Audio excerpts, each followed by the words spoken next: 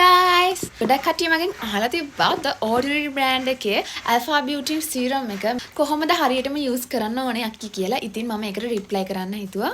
ඉතින් ඔයාලගේ skin එකේ අදුරු ලප කැලල් pigmentation pimple marks සම රැලි වැටිලා වගේ තියෙනවා නම් ඔයාලටත් පුළුවන් මෙන්න මේ The Ordinary brand එකේ Alpha Beauty serum එක use කරන්න. ඉතින් මේක කොහොමද හරියටම use කරන්නේ? උදේ වගේම රාත්‍රී කාලයේදීත් අපිට මූණට apply කරන්න පුළුවන්.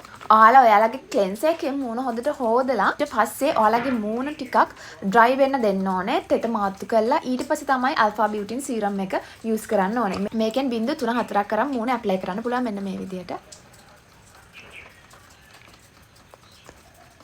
මම මෙන්න මේ විදිහට තමයි apply කරන්නේ. ඊට පස්සේ අපි මේක මෙන්න මෙහෙම tap කරගන්න ඕනේ. මෙන්න මේ විදිහට. The Ordinary brand එකේ Alpha Beauty එක අපි use කරන්න ඕනේ. ඇස්වට ඇරෙන්න ඉතුරු ප්‍රදේශවල අපි මේක ගොඩක් අතුල්ලන්නේ නැහැ.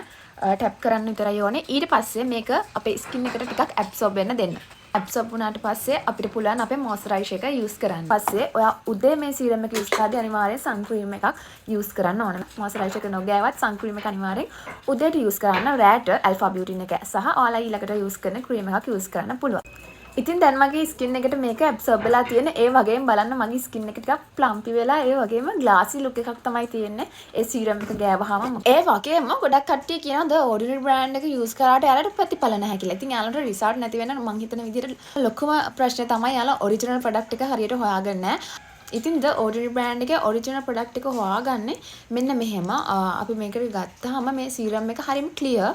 ඔයාලට බලා ගන්න පුළුවන්. ඒ වගේම සමහර ෆේක් ප්‍රොඩක්ට් වල මේක වතුර වගේ මෙහෙම වැක් කරනවා. නමුත් The Ordinary original brand එකේදී මෙන්න මේ විදිහට උකුර තමයි තියෙන්නේ. ඉතින් Ordinary brand එකේ authentic original product ගන්න ඕන නම් ඔයාලා අනිවාර්යෙන් Amazon එකට තමයි යන්න ඕනේ.